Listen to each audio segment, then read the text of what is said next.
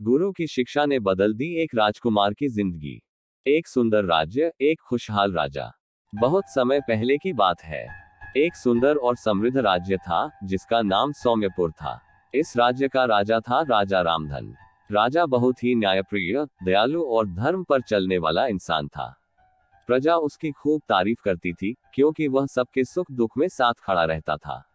राज्य में किसी चीज की कोई कमी नहीं थी। धन, अनाज, व्यापार, संस्कृति, सब कुछ खूब फल फूल रहा था।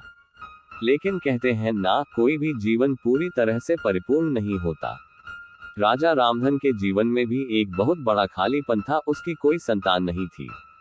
यह दुख ऐसा था जो राजमहल की चकाचौंध में भी राजा के दिल को हर रोज अंदर ही अंदर कचोटता था। वह मुस्कुराता तो था, लेकिन आंखों के पीछे एक तीस छिपी रहती थी।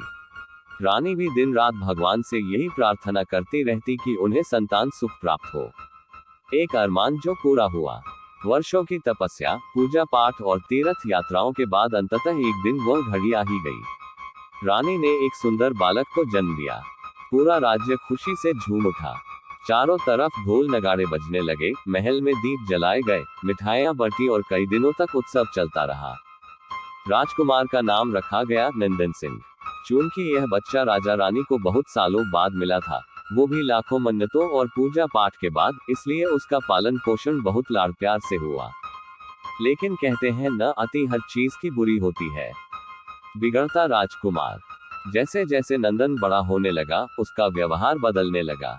बचपन में जो उसकी मासूम हरकतें लगती थी, वही अब जिद और अहंकार बनती जा रही थी। उसे ऐसा लगता था कि पूरी दुनिया उसके इशारों पर चले। अगर कोई उसकी बात ना माने तो वह क्रोध में आकर चिल्ला उठता था। वह सिपाहियों को कुछ नहीं समझता था, गरीबों की बात नहीं सुनता था। और तो और, वह चाहता था कि हर कोई उसकी जय जयकार करे, चाहे उसके अंदर कोई गुण हो या नहीं। यह अहंकार दिन ब दिन बढ़ता ही जा रहा था। राजा रामधन का सिर शर्म से झुकने लगा था।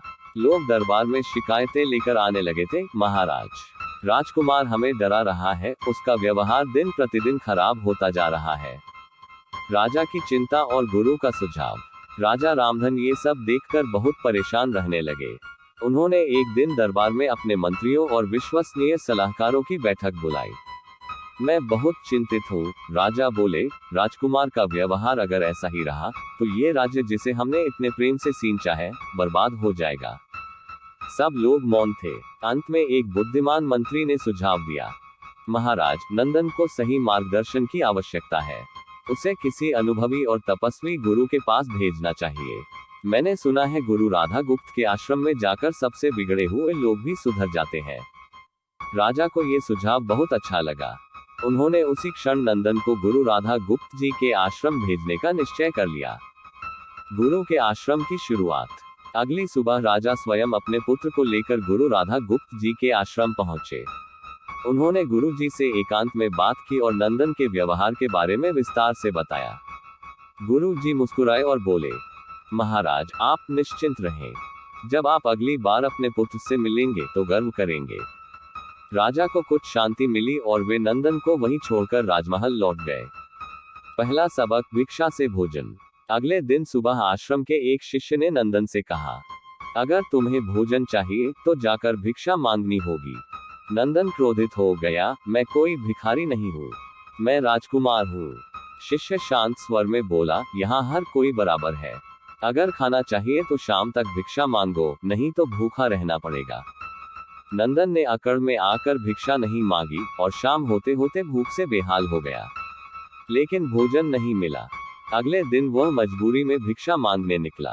लोगों ने उसे कुछ नहीं दिया क्योंकि वह रूखे और घमंडी तरीके से मांग रहा था।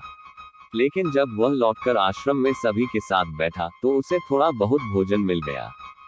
धीरे धीरे उसे समझ में आने लगा कि मीठे बोल और विनम्रता से ही लोग सम्मान देते हैं। एक महीने में उसका व्यवहार बहुत बदल गया। अब वह सबके साथ प्रेम से बात करता था और पूरा भोजन पाने लगा। दूसरा सबक, गुलाब और नीम। एक दिन सुबह गुरु राधा गुप्त जी ने नंदन से कहा, चलो आज सैर पर चलते हैं।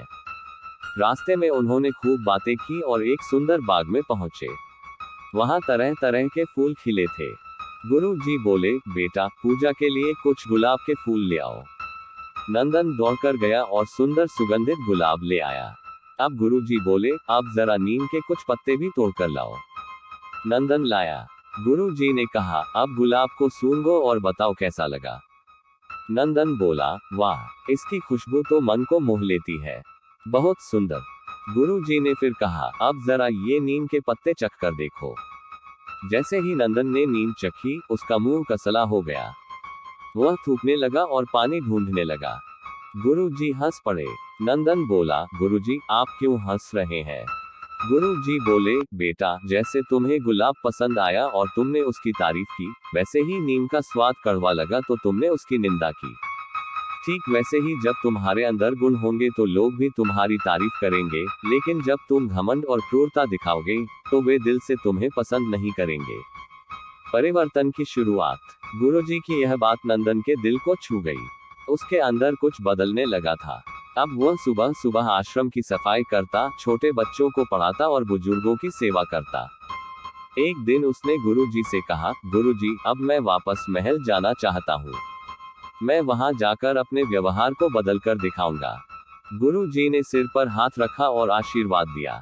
राजमहल में वापसी। जब नंदन महल लौटा तो लोग हैरान रह गए। जो राजकुमार कभी किसी से ढंग से बात नहीं करता था, वह अब हाथ जोड़कर सबको नमस्ते करता था। सिपाहियों से सम्मान पूर्वक बात करता, गरीबों की मदद करता और दरबार में प्रजा की समस्याएं खुद सुनने लगा। राजा रामधन की आंखों में खुशी के आंसू आ गए। उन्होंने गुरु राधा गुप्त को धन्यवाद दिया और नंदन को राजकाज में भागीदार बना लिया।